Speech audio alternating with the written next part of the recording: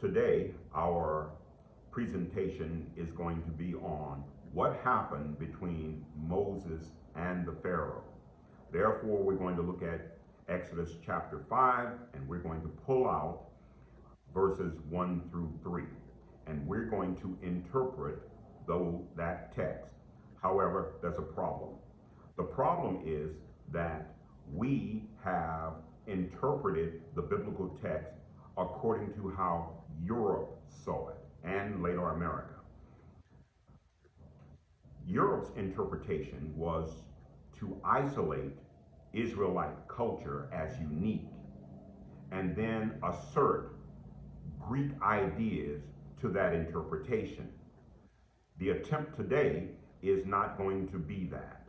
My attempt here is to say that we should not interpret the text from an Israelite standpoint, and certainly not from a Greek idea standpoint, but what we should do is interpret this from an African perspective. Why Africa? Because the Pharaoh is king of Egypt, and Egypt is Africa. Moses was born, raised, and educated in Egypt, and so he has the same worldview, the same context, cultural context. Acts chapter 7, verse 22. Now, the ideas here is something new. We, as far as I've been able to find, I've looked throughout history of Christianity all the way up until now and in contemporary times where we're at right now, and I have never seen any place where someone has attempted to interpret the encounter between Moses and the Pharaoh from an African standpoint, even though this should be obvious. And there's a reason why for this.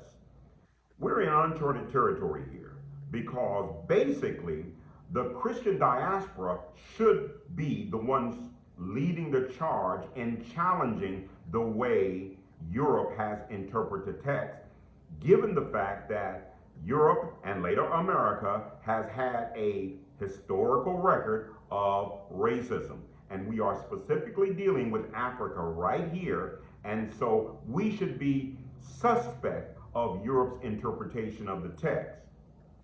I am suggesting that we interpret Exodus chapter 5, verse 1 through 3 from an African standpoint. Now, once again, Africa and the African diaspora should be the ones leading the charge, but they haven't. And the reason why is because African Christian diaspora is suffering from Stockholm syndrome. We have been held hostage by the way Europe has interpreted the text, and we have not questioned it. And the reason why we have not questioned it is because our interpretation and the way we understand the Bible comes under the guise of divine inspiration. So because we believe our interpretation to be divine, we don't challenge it, because then we would be heretics or perform heresy, and those kinds of accusations we would actually start to draw. But using the Bible to tell falsities about the biblical text itself is indeed a strange animal. So, the attempt to understand what happened between Moses and the Pharaoh is not complicated once you accept African history and culture. So, at this point, at this juncture, I need to say this. Before I give an analysis of what happened between Moses and the Pharaoh, you really do need to see my two videos. The first video is on the God One Across Africa, which talks about the fact that all African people, without exception, believe in one God, and that includes Egypt. The second video you need to see on this channel is what are the gods of Egypt? So, because those two videos will explain the context, then we have to go forward and take the next step. This is the next step, and that is Let's now interpret Exodus chapter 5, verse 1 through 3, when Moses walks in and talks to the Pharaoh. But this time, when we interpret it, we look at it from the African point of view. And that African point of view is that the Pharaoh believes in one God also. Okay, before we go into it, let me read to you Exodus chapter 7, verse 1. Now, I am using the Septuagint translation for reading this text. The reason why I'm using the Septuagint instead of the NIV or KJV is because the Septuagint is the first Bible. And because of the Eurocentric interpretation of our modern times, scholars, when they translated the biblical text, have indeed attempted to manipulate the translation of this text. Therefore, I'm going to read from the Septuagint, the literal translation of the Septuagint, which is our first Bible. This was to be one of the important aspects of understanding Africa's understanding of the text. Exodus chapter 7, verse 1 says, and the Lord, this is at the burning bush, and the Lord spoke to Moses, saying, I will make you a god to Pharaoh, and Aaron, your brother, will be your prophet.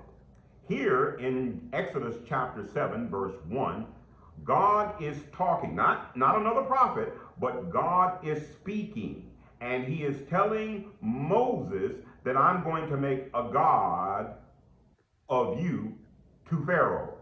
So it is very important to understand that the perception of a god, in this case, has a particular nuance, a particular understanding, a particular mindset that is African and therefore different than the way we think of it today. Now, Exodus chapter 5 and verse 1, this is where Moses goes into the Pharaoh. And when he goes into the Pharaoh, Moses says to Pharaoh, let my people go and hold a festival in the wilderness. The Pharaoh says, who is the Lord that I should obey Israel? Now, once again, Moses believes in one God, Yahweh, and the Pharaoh also believes in one God, whom I have designated the God One. Throughout the history of Africa, the study of Egypt, they have called this one God by many names. E.A. Wallace Budge calls him the only one without a second. Jan Aspen calls him God Almighty in the singular. But the fact is that that Moses believes in God and the Pharaoh believes in one God. They have different beliefs and different understanding of this God, but let's be clear. They both believe in one God. So when the Pharaoh says, who is the Lord? The Pharaoh does not understand what he is talking about. It's sort of like if today, if I would walk up to a Christian and say, I have spoken to God the Father, you would look at me like I was crazy. So this is what is actually happening, the nuance of what's happening within this context. Moses is saying, I have met with the Lord. And the Pharaoh says, who is the Lord? What Lord are you talking about? Yahweh. After this, there is a conflict. The conflict that we are seeing is not the many false god, idol worshiping Egyptians versus the one true God of the Hebrews, which is the way Europe has interpreted this text. But when you look at it specifically from the African point of view, that both people, Moses and the Pharaoh, worship one God, then the interpretation becomes this. Which of the two men, Pharaoh or Moses, understands the true will of God Almighty? The Pharaoh refuses to believe that Moses has talked to God one.